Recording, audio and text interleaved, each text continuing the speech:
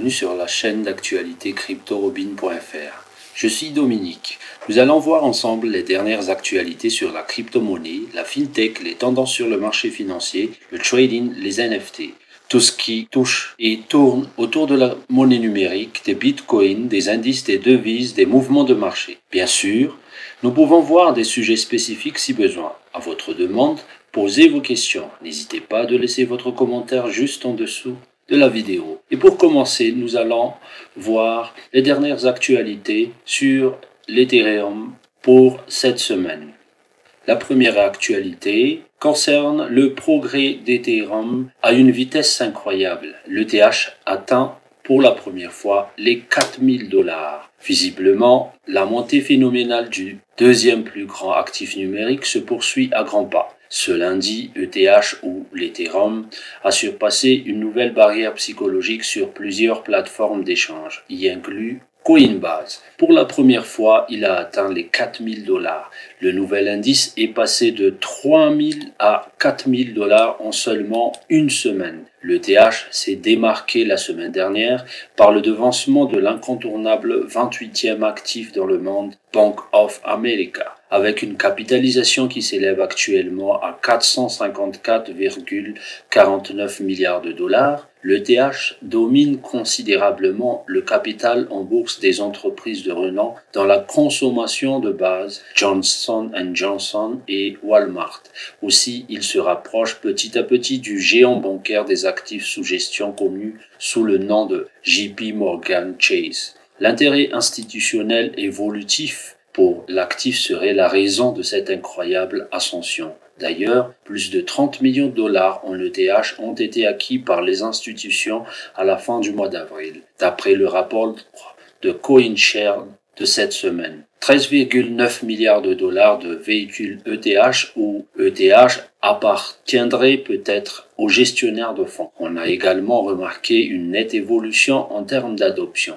La plus grande couche du monde associé aux géants bancaires comme Goldman Sachs sera soumise à une obligation de 120 millions de dollars selon la déclaration de la Banque européenne la semaine dernière. En outre, le développement de la finance décentralisée, l'une des raisons principales d'utilisation au sein de la communauté Ethereum, continue parfaitement son avancée. Le IP 1559 et le TH 2.0. La paire de mise à niveau de la plus haute importante de l'infrastructure figure parmi les meilleurs catalyseurs du moment, sachant que l'EIP 1559 ferait dorénavant partie du hard fork de Londres. Il devra se plier à la restructuration des frais ETH. De même, il devrait faire en sorte que l'ETH ne soit pas inflationniste lorsqu'il va diminuer les tarifs du gaz. L'ETH 2.0, quant à lui, est tenu de limiter la pression de vente et d'inciter l'utilisation de l'actif lors de la transmission du réseau à un modèle de consensus, gage de participation. Un flippening pourrait désormais avoir lieu grâce à cette admirable course. Il s'agit en effet d'un événement de la plus haute importance qui se tient une fois que l'ETH surpasse amplement la capitalisation boursière du Bitcoin, un accomplissement que la communauté Ethereum attendait impatiemment. Voilà en ce qui concerne cette actualité concernant le nouvel ATH de l'Ethereum qui est pour la première fois à un niveau record de $4000. On se retrouve prochainement pour une nouvelle actualité. Et on continue notre actualité sur Ethereum. Le changement de jeu peut faire exploser le prix d'ETH selon Mark Cuban. Mark Cuban, le milliardaire et grand investisseur homme d'affaires, révèle un catalyseur qui peut faire une révolution et peut propulser encore une fois le prix d'Ethereum à un niveau record. Lors d'un nouveau tweet avec ses 8,4 millions d'abonnés, il affirme auprès de ces derniers que ETH a le profil potentiel de contrôler le monde des affaires.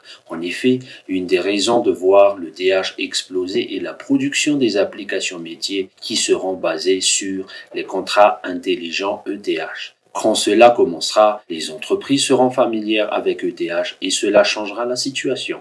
Et les couches 2 joueront également des rôles importants dans l'écosystème crypto. Cuban met en avant le fait que la mise à jour du Proof of Stake modèle serait un point important afin de maintenir cette domination, bien que la compétition de devenir le meilleur protocole de contrat intelligent ne manque pas. Il est assez complexe de suivre de près les multiples options. Il n'existe pas assez de mécanismes de couverture destinés aux autres. Ce qu'apportera l'ETH 2.0 aura du poids vis-à-vis de cela. En tant que défenseur d'Ethereum, Cuban a réitéré auprès des traders le mois dernier qu'ils devraient investir sur l'achat d'Ethereum que de Bitcoin. Les deux plateformes, Bitcoin et Ethereum, permettent la production de beaucoup de choses. Cependant, l'évolution de Bitcoin, principalement en tant que réserve de valeur, fait en sorte qu'il est assez difficile de l'utiliser pour d'autres projets.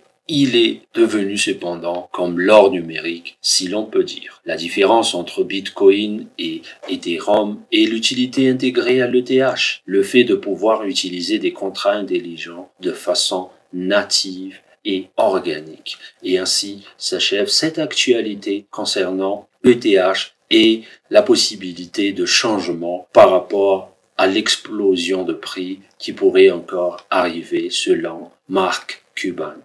Et on se retrouve avec cette nouvelle actualité sur les soldes de l'Ether qui se retrouvent en bas de l'échelle sur les échanges centralisés depuis juin 2019. La conversion de Bitcoin en Ether par les investisseurs Bitcoin ont lieu en mai selon Glassnode. Depuis près de 2 ans, le tarif d'Ethereum sur les échanges a chuté au plus bas d'après l'étude de Glassnode, le fournisseur d'analyse en chaîne. Ether dispose actuellement d'une somme de 13,3 millions sur les bourses centralisées, selon l'évaluation de Glassnode, le chiffre le plus modique depuis juin 2019. Les sites centralisés doivent disposer de 11,5% de l'offre totale d'Ethereum ou de 52,4 milliards de dollars d'Ethereum. Bien que le nombre d'Ether ait atteint les 19 millions de TH le mois de septembre 2020, le chiffre s'est effondré à 30% en seulement 9 mois. Étant donné que la baisse de solde de TH augmente la demande et diminue les offres sur les sites de trading populaires, on peut la considérer comme un facteur de change efficace pour le marché en bourse. Cette situation pourrait mener les investisseurs à choisir un stockage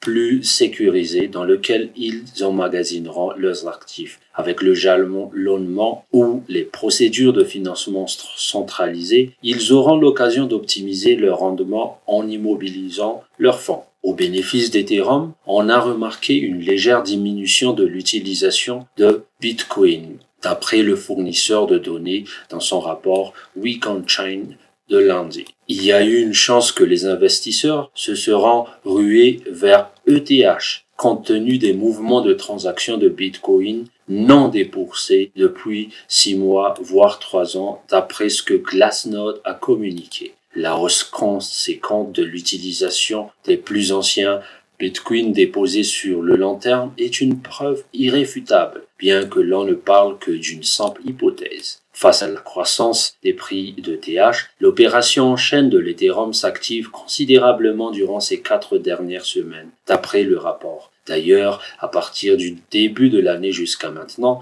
un accroissement sur le nombre des transactions journalières, des transactions Uniswap et la totalité d'appels des contrats intelligents a été remarqué. Pour preuve, comparé au sommet du décembre 2017, on a remarqué une hausse de 22,5% des transactions quotidiennes, soit de 1,63 million. Bien que le prix d'Ethereum s'est levé à 4 220 $ le 10 mai, il a été réduit à 3 900 $ lors de la rédaction de cet article. Et ainsi s'achève notre épisode d'actualité sur l'Ethereum.